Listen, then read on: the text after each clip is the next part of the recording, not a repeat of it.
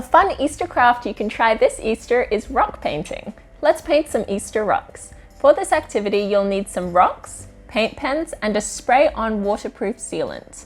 These are the rocks I'll be using. They're nice and smooth, and you can buy these at garden centers, hardware stores, and home improvement stores. Sometimes out of the bag they can be a bit powdery, so you can just wash them with some water and you're ready to go.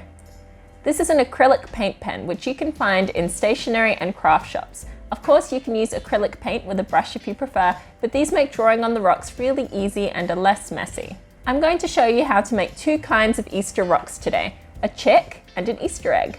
For the chick, you'll need yellow, black, white, and orange paint pens. And for the egg, you can use black and whichever other colors you like. To draw a chick, grab your black paint pen and draw a zigzag across it about 1/3 of the way up. Then draw 2 black dots about 1/3 of the way down. Now color above the zigzag in yellow and below it in white. Now add a little orange triangle for a beak. And you're done! To make an Easter egg, grab your black paint pen again and draw some lines, shapes, or patterns on your rock. Easter eggs are always colourful and different, so allow yourself to be creative. Then colour them in with whichever colours you have on hand.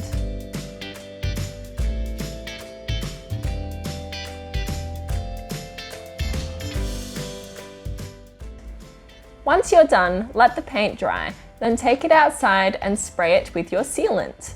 This is a good step for an adult to do because it's important not to breathe in the fumes. Spraying the rock will protect the art from the elements.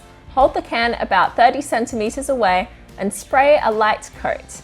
Then wait a little while for it to dry and spray it again. Leave it alone to dry in the sun. A nice little random act of kindness that a lot of people do with rock art is write a nice message on the back and instructions to keep or re-hide the rock.